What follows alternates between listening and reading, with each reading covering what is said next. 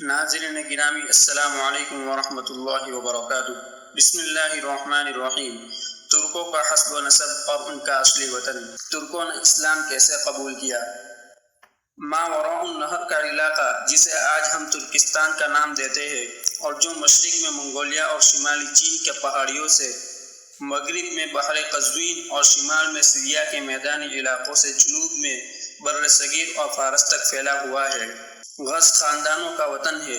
اس علاقے میں اس خاندان کے بڑے بڑے قبائل رہائش پذیر تھے اور ترک یا اتراک کے نام سے جانا جاتے تھے۔ 6 صدی عیسوی کے نسب ثانی میں ان قبیلوں نے اپنے وطن اصلی کو خیر آباد کہہ کر گروہ در گروہ ایشیائے کوچک کی راہ لی۔ مورخین ان کی اس نقل مکانی کی کئی توجیہات کرتے ہیں۔ بعض کا خیال ہے کہ اس کی وجہ اقتصادی بدحالی تھی، شدید قحط اور بڑھتی ہوئی آبادی نے انہیں ترک وطن پر مجبور کیا اور وہ ایسے علاقوں میں آ کر بسے جہاں وسیع چراگاہیں اور خوشحال زندگی کے اسباب وافر مقدار میں موجود تھے۔ بعض تاریخ نگاروں کا نقطہ نظر یہ ہے کہ اس نقل مکانی کے پیچھے سیاسی عوامل کار فرما تھے۔ ترکوں کو بعض ایسے طاقتور قبائل کی وجہ سے دشمنی کا سامنا کرنا پڑا جن کی طاقت اور تعداد ان سے کہیں زیادہ تھی، جیسے منگولیا۔ اس دشمن سے بچنے کے لیے انہوں نے ترکستان کو چھوڑ کر ایک ایسے علاقے کی راہ لی جہاں وہ امن و شانتی کی زندگی بسر کر سکتے تھے۔ یہ رائے ڈاکٹر عبداللطیف عبداللہ بن دیش کی ہے۔ لہذا منگولیوں کی دشمنی سے بچنے کے لیے ان قبیلوں نے مغرب کی راہ لی اور دریائے جیحو کے قریبی علاقوں میں بس گئے، جہاں سے بعد میں وقتاً فوقتاً تبرستان اور جرجان آئے اور یہاں بود و باش اختیار کر لیا۔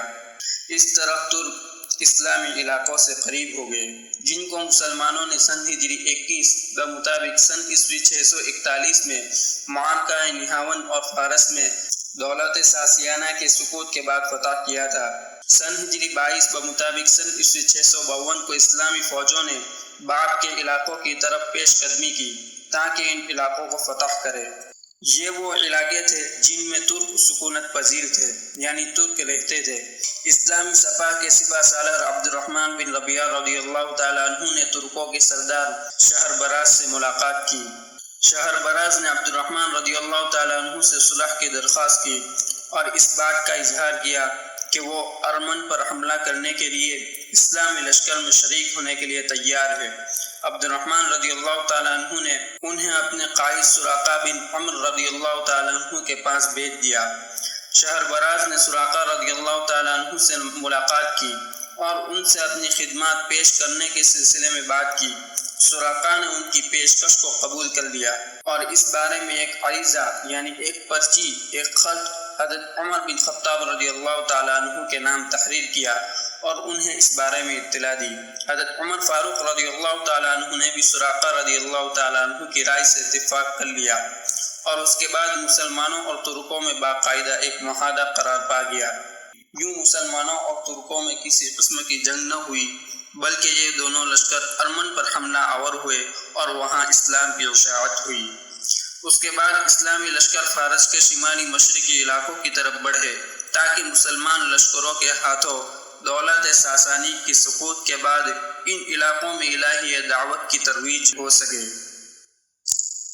یہ وہ علاقے تھے جو شمال کی طرف اسلامی سپاہ کے راستے میں سب سے بڑی رکاوٹ تھی۔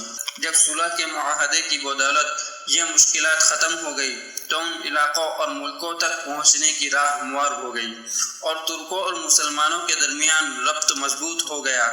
ترک اسلامی تعلیمات سے بہت متاثر ہوئے اور اسلام قبول کر کے اسلام کی اشاعت اور غلبہ دین کے لیے مجاہدین کے صفوں میں شامل ہو گئے۔ خلیفہ راشد حضرت عثمان غنی رضی اللہ تعالیٰ عنہ کے عہد خلافت میں تبرستان کا پورا علاقہ فتح ہوا۔ سن ہجری 31 کو اسلامی لشکر دریائے جیحو سے پار اترا اور ماوراء النہر کے علاقے میں پڑاؤ کیا۔ اس علاقے کے ترک جوگ در جوگ اسلام میں داخل ہوئے اور اسلام کا دفاع کرنے اور خدائی پیغام کو پوری دنیا میں پھیلانے کے لیے جہادی سرگرمیوں میں شریک ہو گئے۔ اس کے بعد بھی اسلامی لشکر کی پیش قدمی جاری رہی۔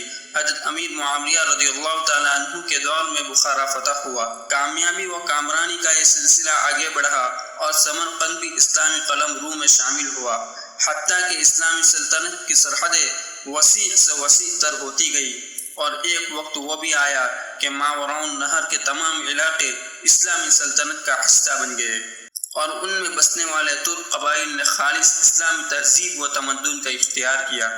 عباسی خلفاء اور امراء کے درباروں میں ترکوں کا اثر و نفوذ بڑھنا شروع ہوا۔ ہر شعبے میں ترکوں کی ایک معتدل ہی تعداد دیکھی جانے لگی۔ فوج، کاتب اور حکومت کے دوسرے اعلیٰ مناصب، غرض یہ کہ کوئی ایسا شعبہ نہیں تھا جہاں تک ترک موجود نہ ہو۔ اپنی خودداد صلاحیتوں اور اخلاص کی بدولت انہیں بڑے بڑے مناصب پر فائز کیا گیا۔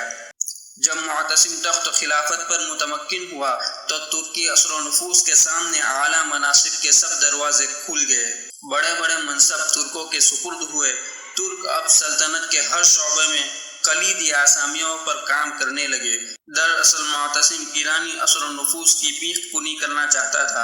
ایرانی خلیفہ مامون کے دور سے ایک بہت بڑی طاقت کی حیثیت سے حکومتی عہدے پر فائز چلے آ رہے تھے، اور ان میں کافی حد تک خود سری کے آثار نمایاں ہونے لگے تھے۔